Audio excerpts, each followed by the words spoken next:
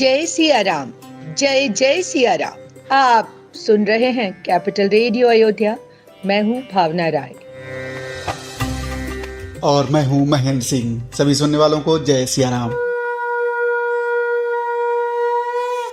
सदियों की प्रतीक्षा के बाद हमारे राम आ गए। श्री राम विराजेंगे जन्मभूमि में, सदियों का तप पूर्ण होगा। हमारे राम आ गए हैं। मन में तो राम हमेशा से हैं।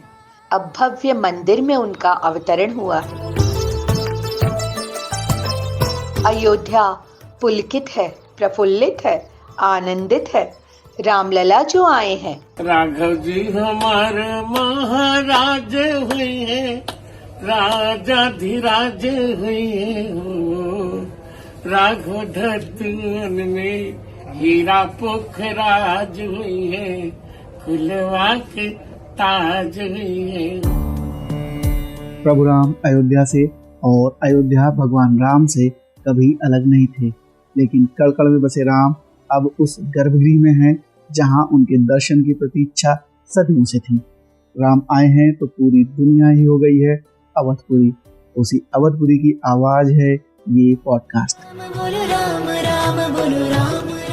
दोस्तों, कैपिटल रेडियो अयोध्या आवाज है उनकी, जिनके मन में गूंजता है सिया राम का नाम, जिन्हें हर कण कण में होते हैं प्रभु श्री राम के दर्शन। राम भारत की आस्था है, राम भारत का आधार है, राम भारत का विचार है, राम भारत का विधान है, राम भारत की चेतना है, राम भारत का चिंतन है, राम भारत की प्रतिष्ठा है, राम भारत का प्रताप है, राम प्रवाह है, राम प्रभाव है, राम नेति भी है, राम नीति भी है।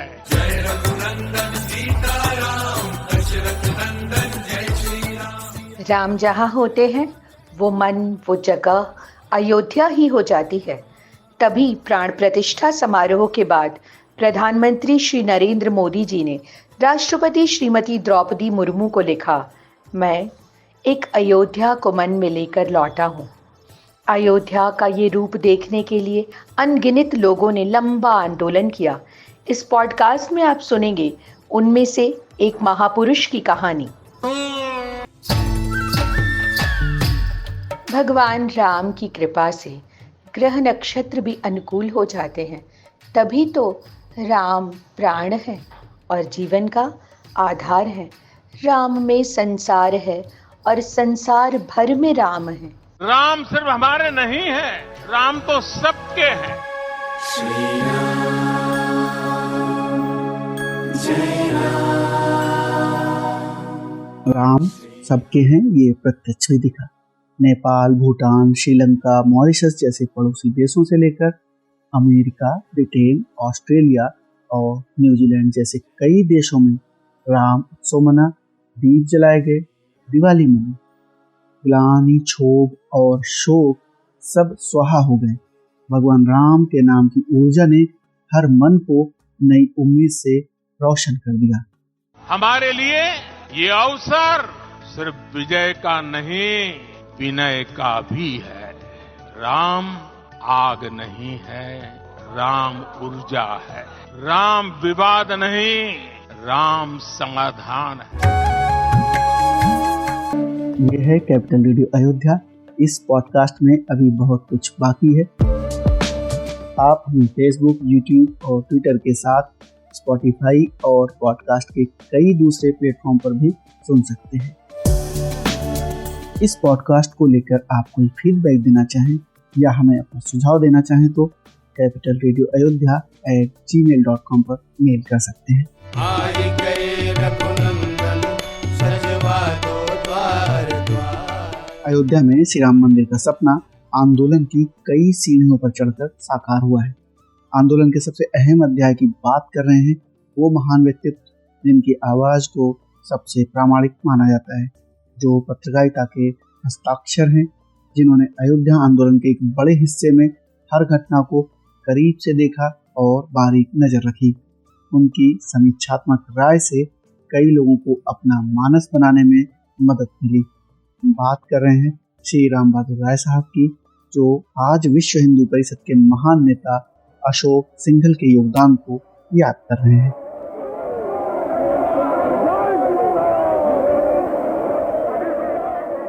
अशोक सिंघल जी की कुछ विशेषताएं थी जिसके कारण दरअसल इस आंदोलन को गति मिली। एक तो उनका अपना एक स्थान था समाज में, उनके बारे में लोगों के मन में बहुत आदर था, लेकिन उससे भी बड़ी बात थी यह कि संत महात्मा, सन्यासी होते हैं संत महात्मा, लेकिन सन्यासी ही सबसे ज़्यादा अहंकारी भी होते हैं।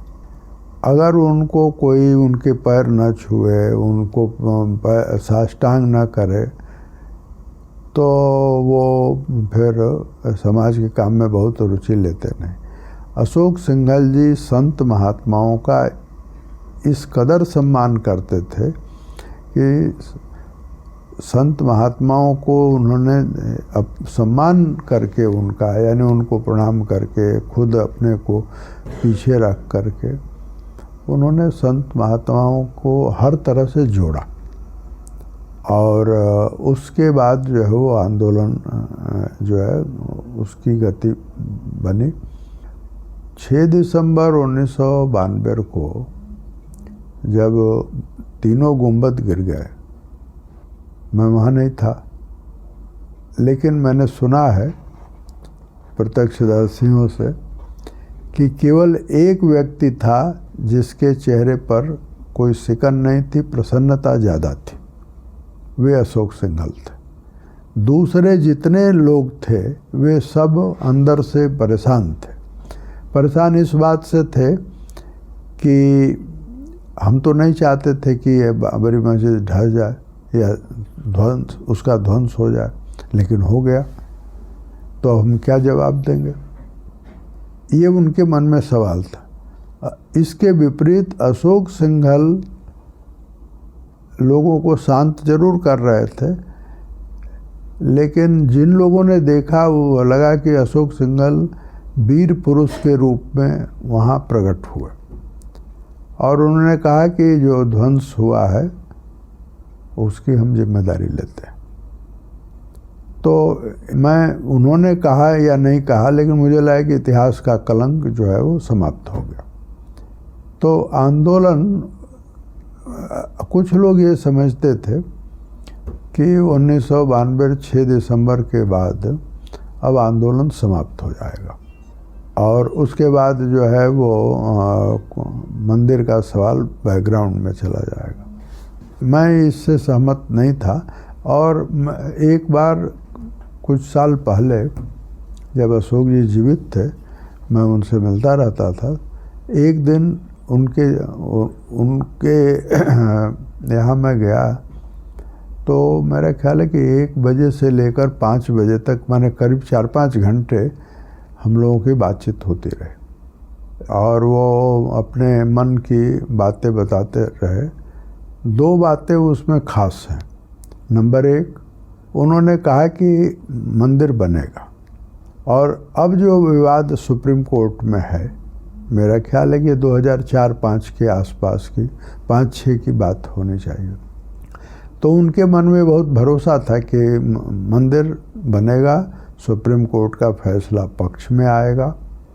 और दूसरी बात जो उन्होंने बताई कि हम चाहते थे कि 2001-2 में अटल बिहारी वाजपेयी की सरकार जो अविवादित स्थान है वो हमको दे दे, ताकि हम लोग अपना काम शुरू करें, और 2.77 की जो ज़मीन है उसका फैसला सुप्रीम कोर्ट करता रहेगा। परंतु वाजपेयी जी ने वो नहीं दिया, इसका उनको अफसोस था। नहीं दिया, क्यों नहीं दिया, इसका के राजनीतिक कारण थे, और उसकी कहानी एक अलग है।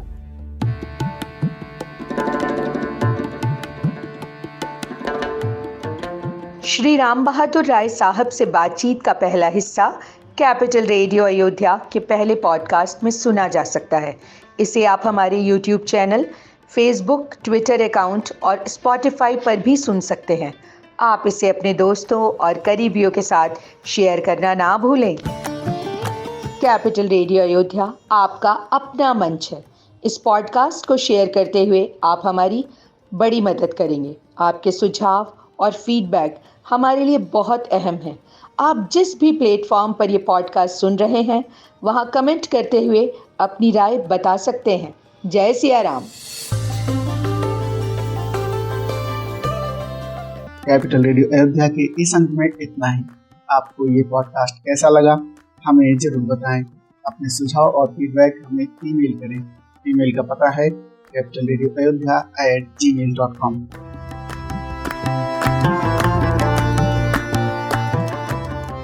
अगर आप ये पॉडकास्ट अपने दोस्तों और करीबियों के साथ शेयर करेंगे तो हमें खुशी होगी। अगली मुलाकात तक जय सिया राम।